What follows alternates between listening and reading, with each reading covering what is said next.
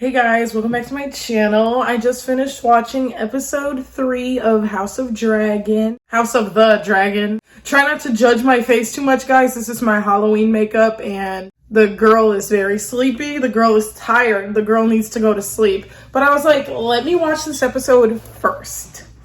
So, first thing I want to say is Rhaenyra is a fucking beast, right? I got chills after she ran away into the forest and she came back with blood all over her face, after she and the knight killed the boar. When she came back and everybody was looking at her, what it reminded me of was from Game of Thrones season 8, after Daenerys wins the war. After Daenerys completely burns down King's Landing and she walks up those stairs and Jon Snow looks at her and she's just like, she just averts her eyes and keeps walking up the stairs. That fucking scene was so fucking badass. And that was the only girl boss thing that I ever just sat down and was like, that is a boss ass bitch. That is the only girl boss thing I've ever just sat and admired and felt like goosebumps and a warm feeling in my chest. It was just everything. Here's this guy that she's fucking, that she loves him dearly, but she's so professional and so business in that moment. After she wins the war, she marches up those stairs, glances at Jon Snow.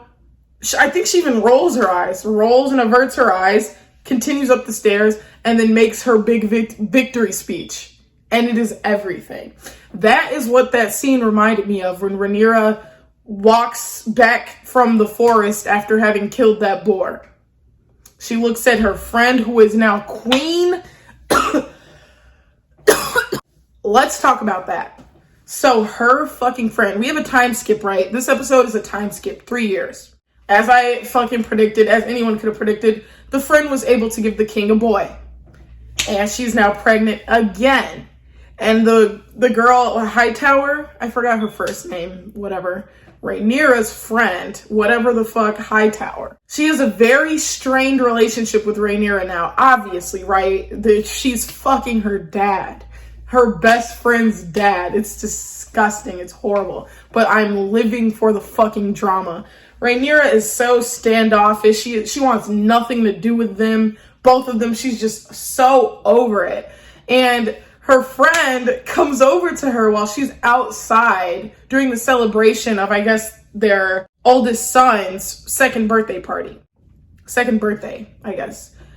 She's outside, not participating in the birthday at all, outside, reading a book. She has this jolly old guy playing the guitar, singing a song for her, a ukulele, whatever the fuck.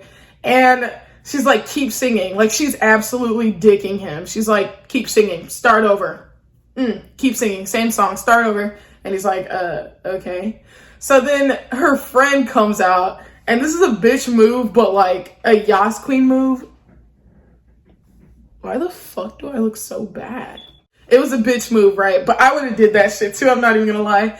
The princess is like, I demand you to keep singing. And the queen's like, your queen demands you to leave. And so he looks at the princess, he looks at the queen, hierarchy, he fucking leaves. He gets out of there. And I was like, oh my God, you fucking bitch. That was a fucking bitch move. But it's obvious that the Lady Hightower, or I guess she's queen consort now, she still wants her relationship with Rhaenyra. She still wants to be friends with her. She still wants to talk to her. She still wants to be there for her and everything. But Rhaenyra's like, no, you bang my dad. You're queen. You're undermining me, bitch. No. Which is, it makes sense. And if you think back to it, Rhaenyra was perfectly fine with her father remarrying. If it was that other girl that wasn't her best friend, obviously, right? So the problem wasn't so much that, hey, this girl can give him a son, which would then in turn make me obsolete in a way, which would make my claim to the throne kind of obsolete or push me further down the chain. That just goes to show that it was mostly, you're my best friend in a relationship with my father. You are the wife of my father, and you are my ex-best friend. It's mostly that. And then it's, oh shit, my queendom is being snatched from me, or at least threatened. Unfucking popular opinion. Daemon is a fucking beast. And I think this is the last thing I have to say about the episode. Let's just hope it doesn't go on too long. Daemon is a fucking beast. So this episode felt a lot like filler, but it had to, right? To kind of catch us up to what's been happening in these last 3 years. The pacing was really good for an episode I consider to be filler, because it was just filler in the sense that, like, all of this seemingly benign shit was happening. Oh, the king doesn't hunt. Oh, the king kills an elk. Oh, the king, woo, woo, woo, right? But we had to establish the fact that, hey, these 3 years passed. Hey, Rhaenyra is getting a better bond with her knight, her guard guy. Weird to hear the name Lannister. I don't know why, but I was like, damn, I forgot the Lannisters were a thing, you know? And then, last but not least, fucking Daemon. The guy sucks. He sucks. But he gets the letter from his brother. Now, let me tell you why. Let me tell you why he did what he did. He gets the letter from his brother. Hey, we've been estranged all these years. Let's make up. I'm sending a fleet to help you. Daemon's reading this letter, and he's reading this as, you are not good enough. You cannot do it. So me, the king, I'm going to legitimize, sorry, phone died. But what the letter basically, how the letter came across to Daemon was, you are second born. You are second best.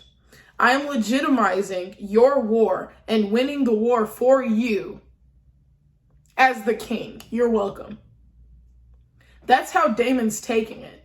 He's like, I've been fighting this war for 3 years. And you mean to take my victory, take credit for everything that I've been doing for these 3 years by sending your fleet in the last... Oh. So Daemon's basically feeling like, I'm not going to let you take this away from me. That's why he fucking kills the messenger. He fucking brutalizes the messenger. And he goes and does the badasses... and does the fucking most badass scene I've ever seen in this fucking show. Maybe not ever, but a very fucking badass scene. Oh, fuck, I thought this was Game of Thrones. Okay, yes, so this is the baddest scene. This is the most badass scene I've seen in this show so far. He solos it, and I was like, come on now, not one arrow's hitting him. Come on, bro, be real. Be real. Just statistically. One of those arrows had to have hit him by now. And then, of course, 2 arrows hit him. Finally, I'm like, oh my fucking God. Like, I was going to say, this is some bullshit. This is some plot armor. But no, he gets hit. He gets hit. And then he kills the crab guy. And just like the fucking black guy with the dreads said in episode 2, Secondborn has to earn their place. And he... in this scene, I would say he fucking earns it. So he's gonna come and he's gonna fucking take King's Landing. He's gonna fucking take the Iron Throne. It's his at this point, because that was fucking iconic what he did. I don't appreciate the fake out, I'm surrendering. That's kind of, come on, bro. But he fucking did that shit. He soloed that shit. And I knew the dragon was gonna come. It was just a matter of when. But hey, it's Game of Thrones, so you never know who's gonna die when. But, you know, I wasn't convinced that he was gonna survive, honestly. But it was just a really good fucking scene. This episode was a fucking 9 out of 10 for me. It was a 9 out of 10 for me. I fucking loved it. I adored it.